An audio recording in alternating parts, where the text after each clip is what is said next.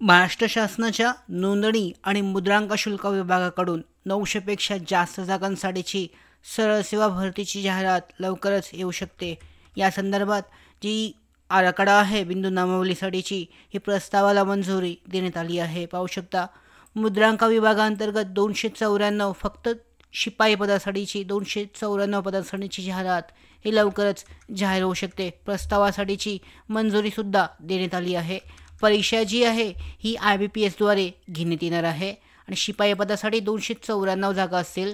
यामध्ये IBPSद्वारे शिपाई पदासाठीच्या 294 जागांसाठीची ही परीक्षा घेतली जाईल।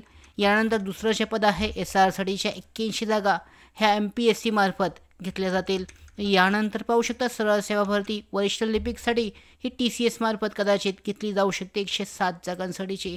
तर या सध्याच्या पदाचा आढावा घेऊन कोणती पदे रद्द करता येतील आणि त्या कोणत्या पदांची नव्याने निर्मिती करता येईल याचा आकृतिबंध आराखडा हा तयार करून हा शासन मान्यता घेण्यात आली आहे। प्रस्तावास मान्यता देण्यात आली आहे। यानुसार नोंदणी आणि मुद्रांक विभागात 71 पदे निश्चित करण्यात आली असून 972 अतिरिक्त पदे नव्याने निर्माण करण्यात आली आहे। त्यामुळे एकूण पदसंख्या 3995 झाली आहे।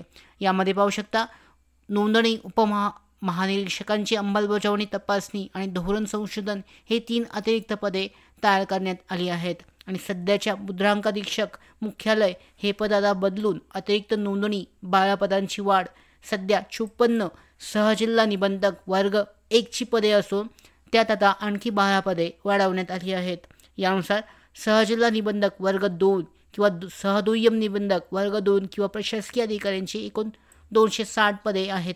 आता त्यामध्ये पाहू शकता 83 पदांची वाढ करण्यात आली आहे। तर सगळ्यात महत्त्वाची अपडेट आहे, सगळ्यात महत्त्वाची माहिती की 294 शिपाई पदासाठीची जी आहे ही भरती प्रक्रिया मुद्रांक विभाग महाराष्ट्र शासनाद्वारे राबवली जाणार आहे आणि ही परीक्षा मुख्य म्हणजे IBPSद्वारे सरळ सेवा भरती प्रक्रियेद्वारे घेण्यात येणार आहे। लवकरच ही जाहिरात जाहीर केली जाऊ शकते। या संदर्भातली अपडेट येईलच। तर या महत्त्वाच्या अपडेट मिळवण्यासाठीच नोकर भरतीच्या YouTube चॅनलला सबस्क्राईब करा।